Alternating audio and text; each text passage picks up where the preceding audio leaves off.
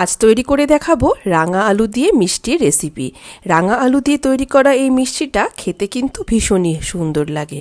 দেখুন কতটা নরম হয়েছে এটা, আর চাপ দিলে ভিতর থেকে কি সুন্দর রস বেরিয়ে আসে। নরম তুলতুলে এই রাঙা আলুর মিষ্টি বানাতে গেলে দু একটার উপকরণই লাগে, খুব বেশি লাগে না।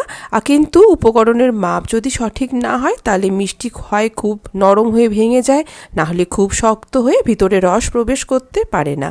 তো আজকে আমি সমস্ত উপকরণ পারফেক্ট বলে দেবো, যাতে আপনারাও এক চান্সে এইরকমই মিষ্টি বানিয়ে নিতে পারেন।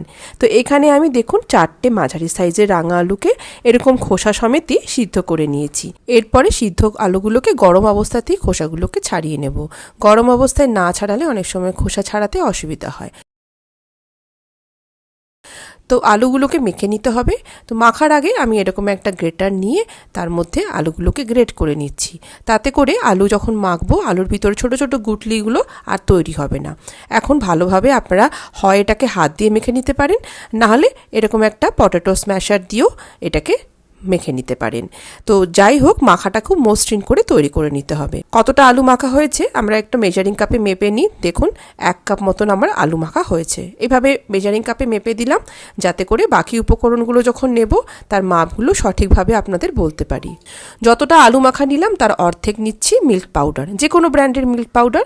মনে রাখবেন যতটা আলু তার অর্ধেক মিল্ক পাউডার, আর সেরকমই অর্ধেক ময়দা দিলাম। 1 কাপ আলু সিদ্ধ ছিল, তার জন্য 1/2 কাপ মিল্ক পাউডার আর 1/2 কাপ ময়দা দিলাম। এবার সামান্য 1 চিমটে লবণ দিয়ে দেবো। যে কোনো মিষ্টি রান্নায় একটু লবণ দেওয়ার চেষ্টা করবেন, স্বাদটা ব্যালেন্স হয়ে যায়। আর এবার দিচ্ছি 2 চিমটে বেকিং সোডা। দেখতেই পেলেন এরকম 2 চিমটে হাতে করে নিয়ে মিশিয়ে দিলাম। এখন দেব ঘি। এটা আমার 1/4 কাপের মাপ। তো 1/4 কাপের মাপের ঘি নিয়েছি, যার অর্ধেকটা এখন আমি দিচ্ছি। এই অর্ধেকটা ঘি দিয়ে সমস্ত কিছু উপকরণ একসাথে প্রথমে মাখিয়ে নেব, তারপর একেবারে শেষের দিকে বাকি ঘিটা আবার যোগ করব।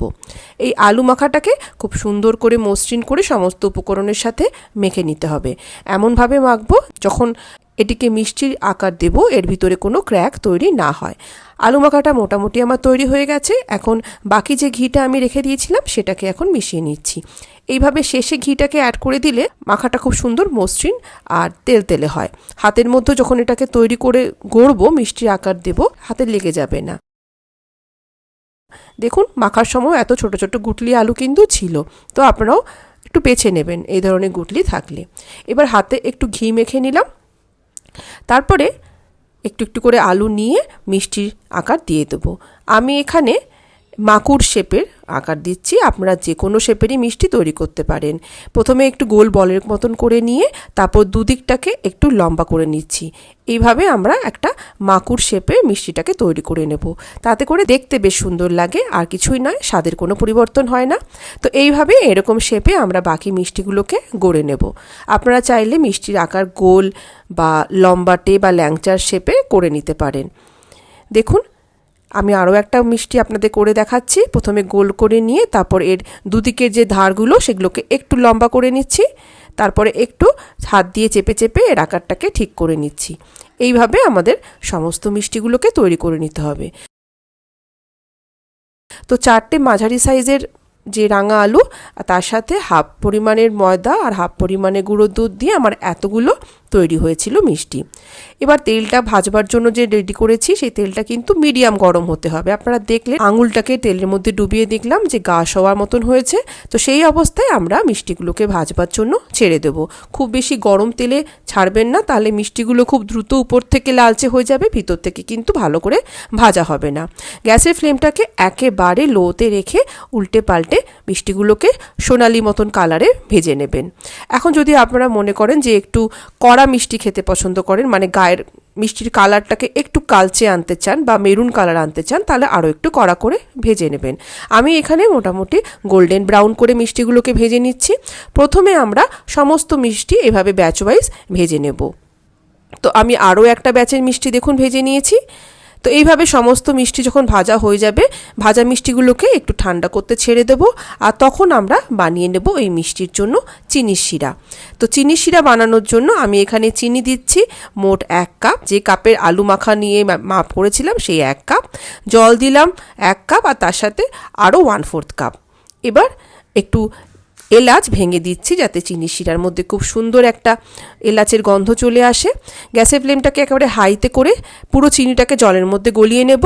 তারপরে 3 থেকে 4 মিনিট আরও একটু ফুটিয়ে নেব যাতে চিনির শিরাটা একটু চিটচিটে ভাব আসে। কোনো রকমের একতার বা দুতার করলে চলবে না। জাস্ট চিনির শিরাটা একটু চ্যাটচ্যাটে ভাব আসবে যখন মনে হবে হাতের মধ্যে একটু তেল লেগে রয়েছে, তখন গ্যাসটাকে অফ করে গরম চিনির শিরার মধ্যে ভেজে রাখা মিষ্টিগুলোকে ছেড়ে দিলাম।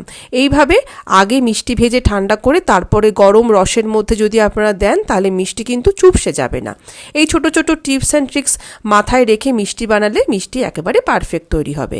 এই রসের মধ্যে আমি মোট 5 ঘন্টা এভাবেই ডুবিয়ে রেখেছিলাম। তাতে সমস্ত মিষ্টির রস খুব সুন্দরভাবে মিষ্টির মধ্যে ঢুকে গেছে। আর দেখুন, মিষ্টিগুলো দেখলেই আপনারা বুঝতে পাচ্ছেন যে কতটা সুন্দর হয়েছে। এত নরম তুলতুলে এই রাঙা আলুর মিষ্টি তৈরি হয় যে বাইরের পান্তুয়া বা ল্যাংচা খাওয়ায় ভুলে যাবেন। দেখুন, আমি ভেঙেও দেখালাম।